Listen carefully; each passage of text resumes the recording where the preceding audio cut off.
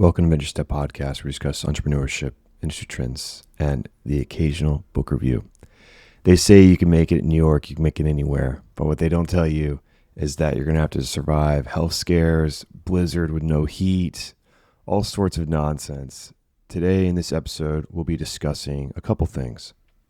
One being the most important is I'm alive, I'm back, and then we'll talk through New York living, making the most of it, and some of these weird stuff that I've got going on, side gig, experimentation, and then scaling Venture Step. All that being said, I'm back. If you don't know me, I'm Dalton Anderson, the host of Venture Step Podcast, and it's really been a pleasure over these last couple of years doing this and loving the attention that the show has been getting and the guests that are on the show. Incredible. It's very interesting people, like so interesting. So I am really happy to keep recording and keep learning, right? That's the whole point of this whole thing. Okay, so I'm officially back. Yes, energy has peaked.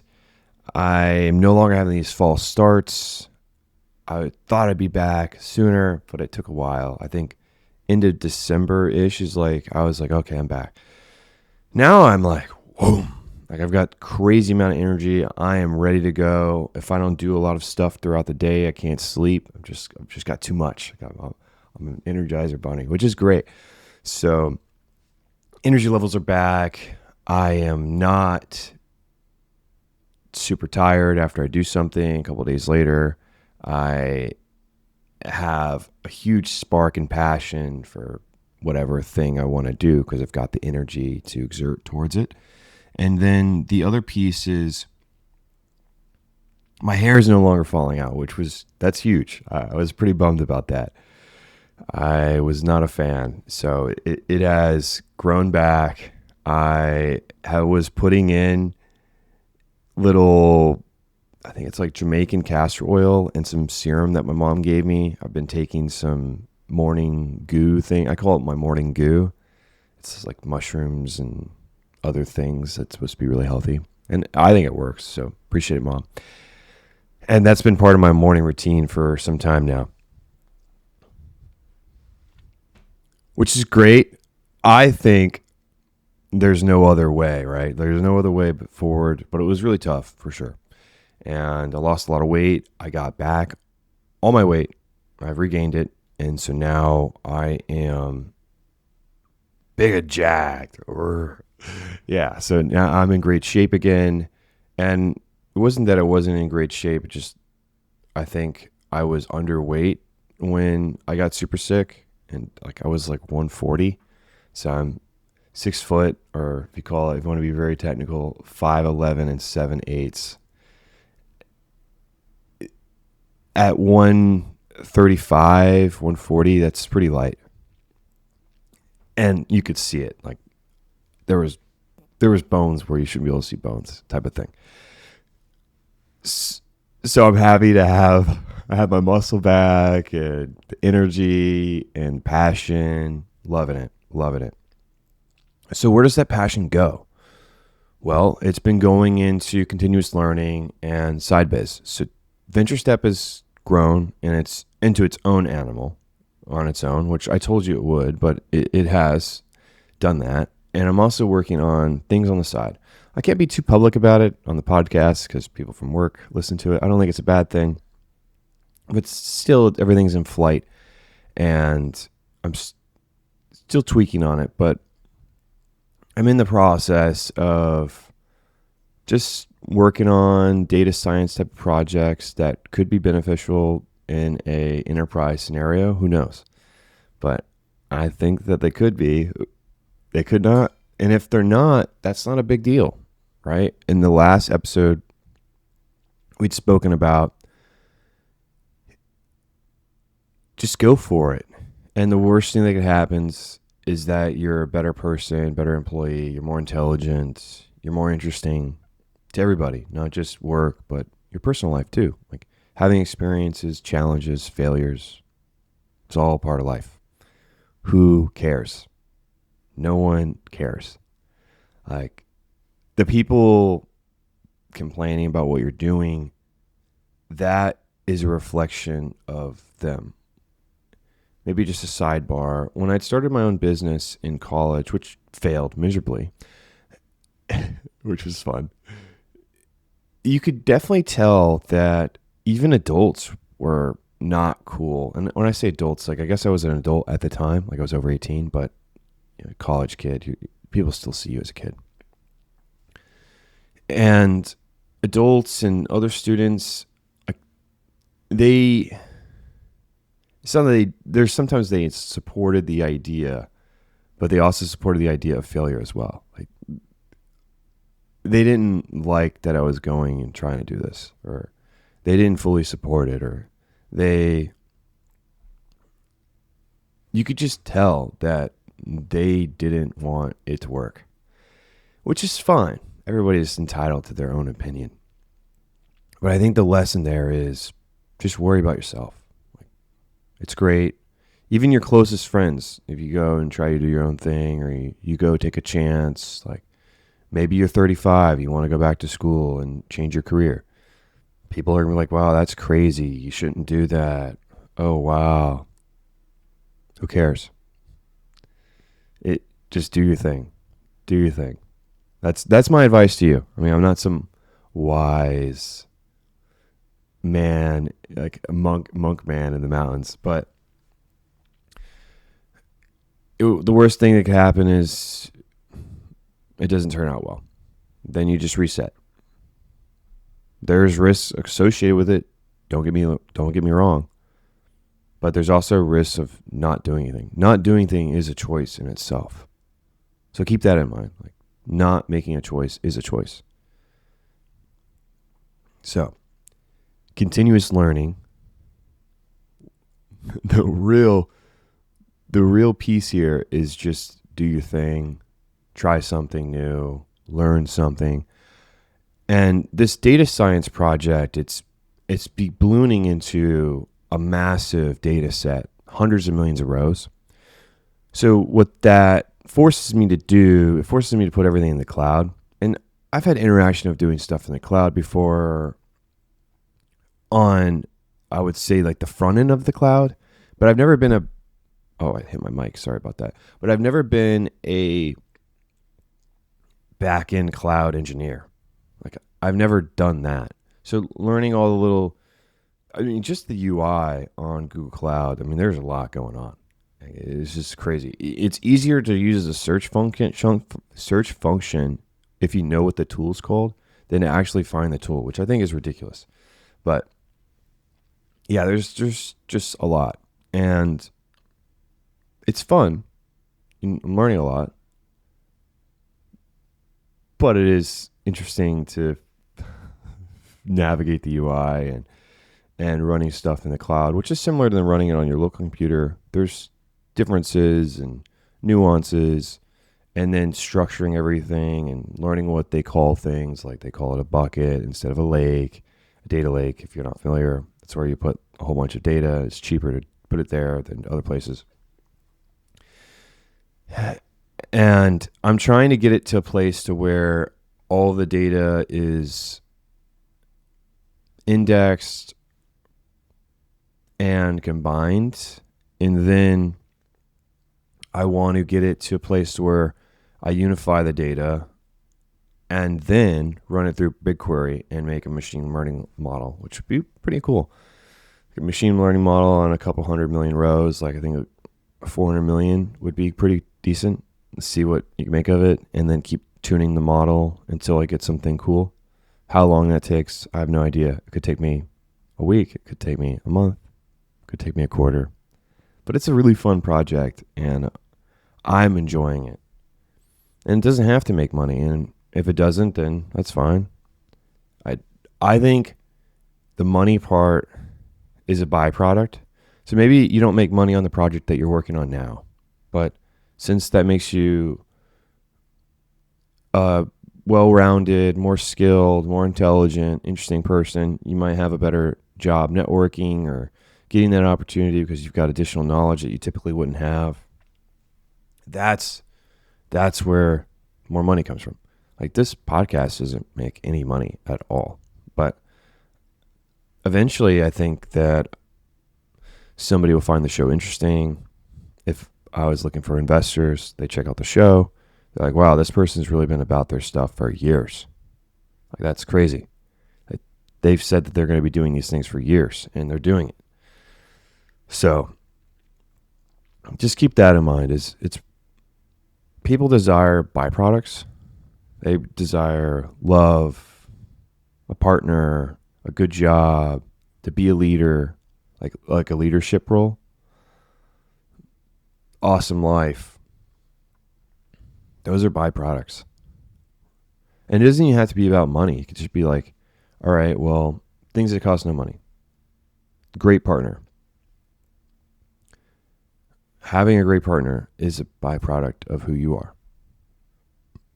Not in all scenarios, but in a general sense. Like, you can get with whoever, but the person that you're talking about, like your dream partner is a byproduct of how you live your life and your habits and the things that you're accepting. Are you open-minded? How well do you take criticism or hard scenarios? Are you a partner? Are you considerate? Do you have empathy? Can you have hard conversations instead of kicking the can down the road? All of those things help keep and obtain a partner, a good one. And you might think that they're good and something happens and they change and they alter and the relationship is no good anymore. It's rotten. That's fine. I mean, relationships are super hard. Everybody is changing and evolving every day, maybe at different paces. And sometimes there's a fork in the growth and you guys grow apart. You can try to grow back together or you can call it. It's really up to you. It's your life. But anyways, continuous learning. Do it. Do your thing. If you're listening to this show, that's great too. But just try something. Like, how deep are you into this AI thing? I mean, if you're listening to this show, you probably are. But I mean, it's going to be such a big part of society. Such a big part of society. And with the age group of this show and my age, I'm saying the analytics. There might be above or below. But you missed the housing crash, you missed the .com, you missed like really the big part of Bitcoin. This is your time. This is your time that you can be like, I was in it. I was right there at the campfire waiting for everything to happen. I was there years before everybody. That is your moment. But only if you want it to be. Only if you want it to be. Because this is going to be a revolutionary technology. And probably AI and then mainstream or enterprise use of quantum computing is probably next. And then after that, it's like international space travel or intergalactic space travel. International space travel. That's pretty good. No, we are such an advanced company.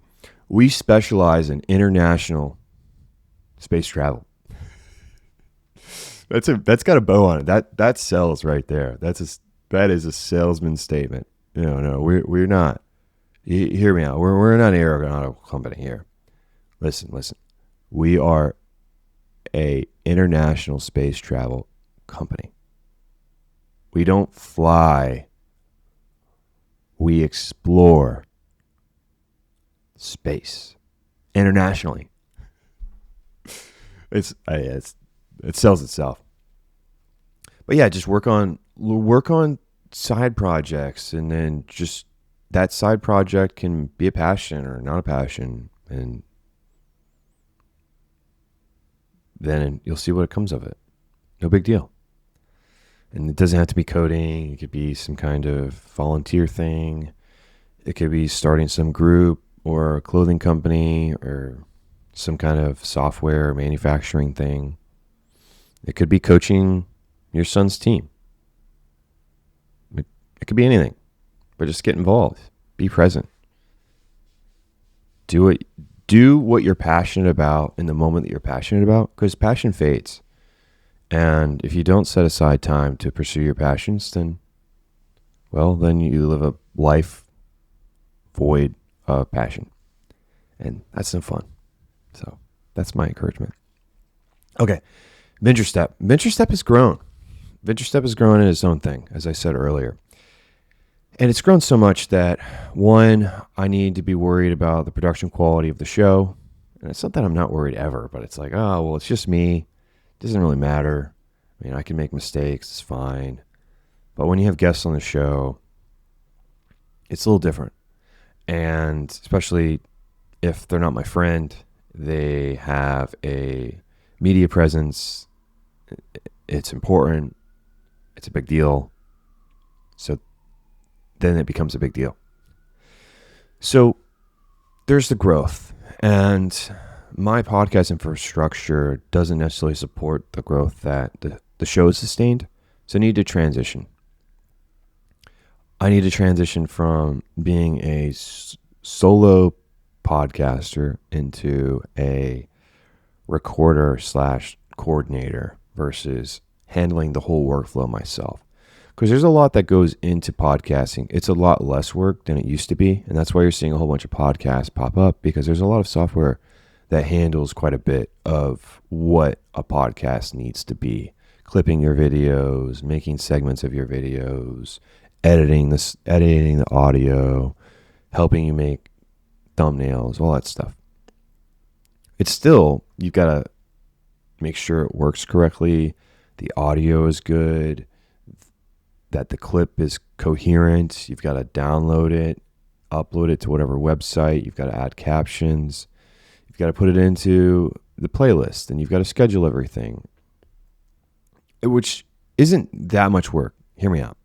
But then you have to then put blogs, social media posts. You've got to put together what I'm calling a press kit for the guest, so the guest can post and share things, and you've got to post about the guest, hype them up, which are things I haven't been doing until recently.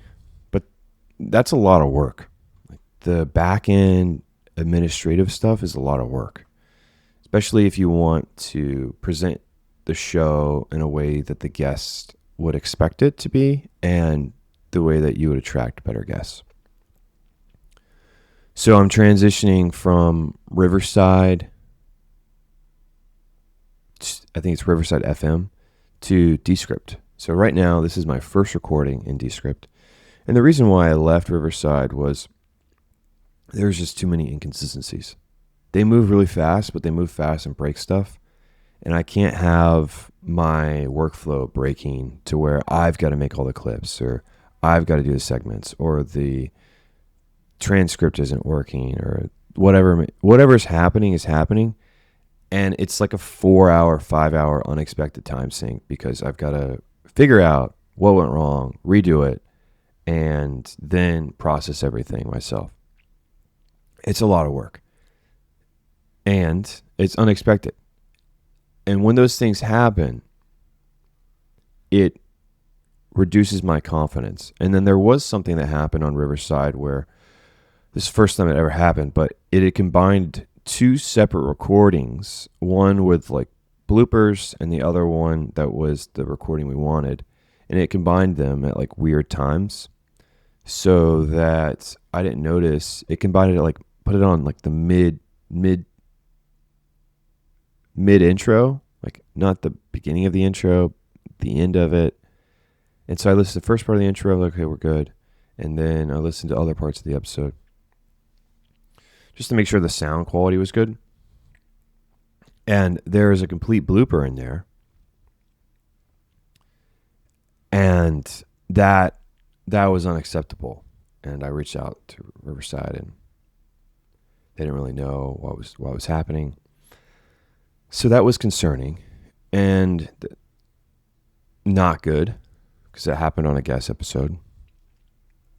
So there's these workflow issues, inconsistencies, and then there was that issue, which I was less than pleased about. So I was looking for something where I could share with a team. It could handle quite a bit of the workflows, and it's all in one place. It's organized. So Descript acquired Squadcaster, which was Riverside's best competitor, closest competitor. And Descript has now taken that platform and fully integrated their technology into Descript. So basically you get a really good, consistent AI-based workflow for processing podcasts and more enhanced editing capabilities and team collaboration and organization with respectable recording technology. I don't think it is as good as Riverside, but that's a small part of the experience of the process. So as long as it's good enough, or second or third, I think it's fine.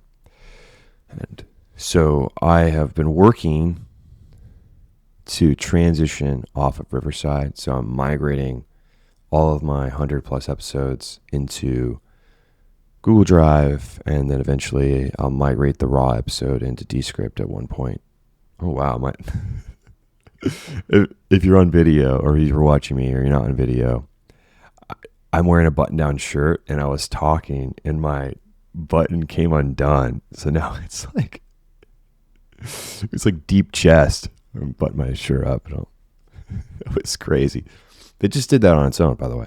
It's auto unbuttoning. It's a new feature.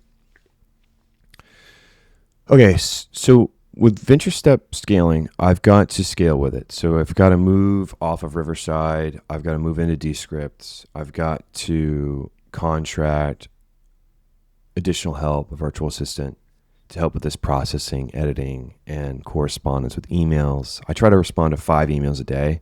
It seems like I just never can keep up on guest requests, which is a good thing. I'm not complaining. It's just I've got to figure out a way to where I can provide the right service while working on, remember how I was talking about working on my side gig while also having a pretty involved job. So I've got a lot going on. I need to take some stuff off my plate. It's too much. So the virtual assistant is going to help me with the podcast, and that's going to be huge. And that's going to make the production value of the podcast higher. I'll start posting more stuff on social media. I'm going to specialize in X, LinkedIn, and YouTube. You're already familiar that I post on YouTube every week, but now I'm going to be posting on LinkedIn and X as well, which is great. Super exciting, but definitely some growing pains. Have big plans to automate a lot of this process. I am onboarding right now the virtual assistant. I don't want to say her name because I haven't really cleared it with her to talk about it on the podcast, so just keep it private. But I'm onboarding her, and she's great. She's very, very good at communicating what she did versus like if she has any questions.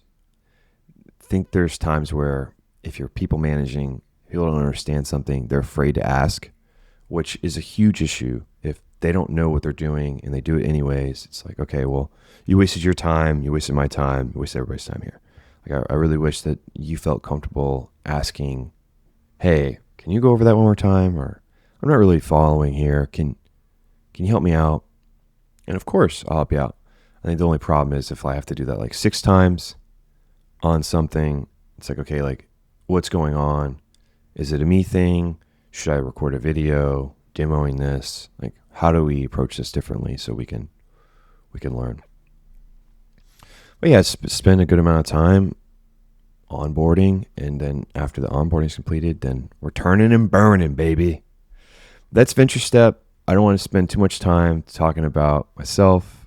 I think the last thing I didn't talk about was NYC, the energy here, chef's kiss.